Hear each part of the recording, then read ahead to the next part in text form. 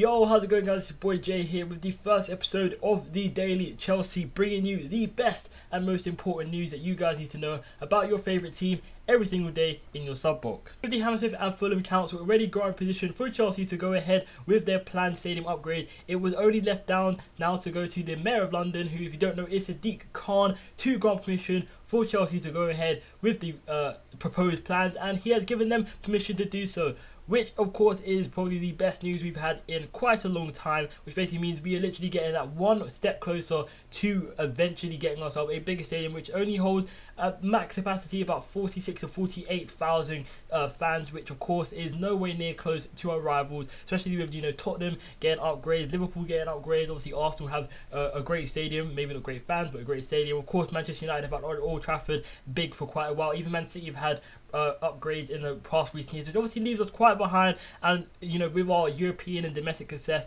it was quite some time being that we were going to eventually get this new stadium. Of course now, I mean, the only issue left to resolve is where we are going to play our home games during the time when the stadium is going to be out of use, because unfortunately we're not just getting a new stand like the likes of Liverpool and United and City, where they would still play their home games at their ground. We're getting a whole new stadium, which is going to mean that for a duration of time we're going to have to leave the Stamford Bridge ground and play our home games elsewhere. Where that's going to be, you know, obviously there's been the likes of Wembley thrown up, there's been the likes of Craven Cottage, which is obviously only down the road from Stamford Bridge, but it's obviously still an ongoing situation which we don't really know what's going to happen. Now, when is Real Madrid and Eden Hazard just two names that just seem to never get away from each other, even though we all know it's very unlikely the move is ever going to happen. Now, Real Madrid and Eden Hazard have been linked again because apparently Zidane is interested in letting go of Isco and James Rodriguez in the same deal that would have Eden Hazard go the other way, and obviously James Rodriguez and Isco swap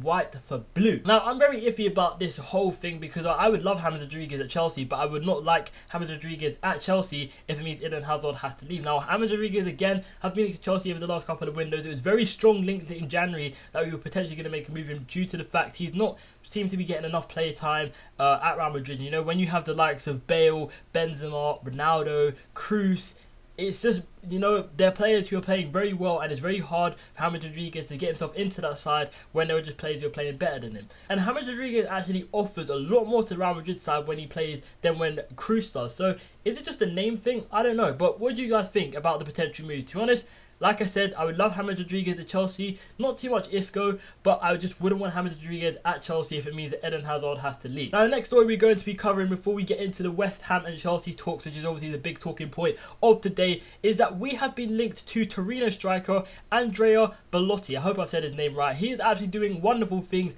in the Serie A this season. I actually did watch him play yesterday, and trust me, he's the real deal. Currently, he's rocking some insane numbers in Italy. He scored 24 goals so far this season. 22 of those have come in the Serie A from 23 starts. Most recently, he actually scored a hat-trick yesterday in a game which I watched. You're probably seeing highlights or seeing at least his goals that he did score over the weekend, where he single-handedly brought Torino back into a game. They were losing 1-0 to Torino, and he managed to pop up with not one, not two, but 3 goals to get himself a hat-trick. And like I said, 24 goals so far this season in 29 games across playing. It actually made his Italy debut as well this year. So he is moving up in the ranks. However, the Torino chairman or president, I'm not too sure how the hierarchy system works in Italy, but he has said that he's come up publicly saying that we're not letting Belotti go unless anyone wants to bid 100 million. They're probably ringing 100 million. Why 100 million? Because that is his current release clause in his contract. He has a 100 million release clause in his contract, and he pretty much said if no one's going to match that bid, we're not going to let him go. At the age of 23, I can understand Belotti may not really agree with the president's policies. You know, when you're 23 years old and you're linked to clubs like Arsenal, Chelsea, Man City, and other European sides who are interested in the Italian forward, that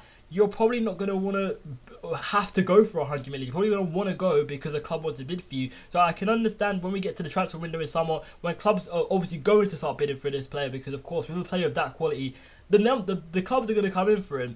Whether anyone's actually going to match that 100 million bid or bid less than that, he's obviously going to maybe try and force his way out of the club. I don't know, but what do you think about him? Of course, he seems to be a very good striker, and for 100 million though, Of course, big talking point of this video is the 8 o'clock Monday night football kickoff, West Ham away to Chelsea. Now, we are in a position we didn't really want to be in going into this game, and especially the fact that we've had the last game of the weekend is that both of our current title rivals, if you could even call them title rivals, Man City and Spurs, both picked up the 3 points today. So they have closed the gap to the smallest possible gap they could close it to, and we obviously want to extend that back to how it was. And of course, the only way we can do that now is actually going to the London Stadium for the second time this season and actually beating West Ham.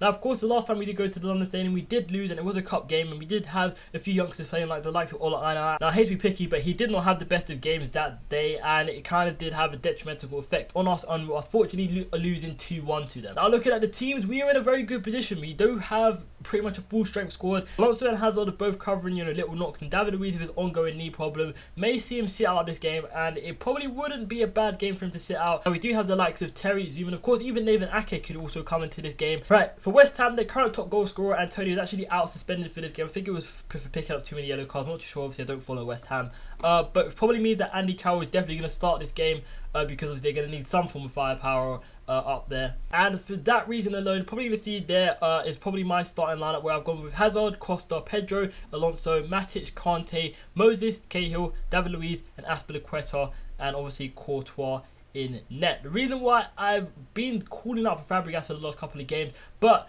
just something I saw in the last game, which was him giving away a free kick. I'm not saying this is Fabregas' fault, of course it's not. And then obviously Swansea did score from that free kick. I feel like we just need a bit more height and a bit more defensive mind in this game, instead of going for an attacking option, which obviously be for Fabregas to start. Of course, West Ham are a very physical side with the likes of Andy Carroll, Obiang, Kouyaté, Noble, and I feel like if they're going to score potentially from a set piece, we do need the likes of Matic, Cahill, David Luiz, all there to really defend ourselves in the best position possible. I think Andy Carroll versus Azpilicueta is going to be a very intense battle if that does happen tonight, and it'll be one which 9 times out of 10 hopefully Azpilicueta is the one who is winning. But when it comes to stuff like headers and aerial threat, Andy Carroll is a very big guy, and I think a lot of teams know this. But to wrap this up, I generally think we should comfortably winning this. Of course, a draw wouldn't be the best result, but obviously wouldn't be the worst result. As long as we avoid defeat here, I think we're in a very good position, and I think we can do this against this West Ham side who aren't on the best of forms at the moment, but the Premier League is full of surprises. So anyway, this has been your boy Jay. Hope you guys have enjoyed this video. Of course, subscribe if you're new, because I'm going to be doing this every single day around the time of 6 PM, maybe sometimes earlier, depending on if we have a match that day, all those sort of things. But yeah, it's been your boy Jay. I will see you tomorrow, and yeah, stay blue.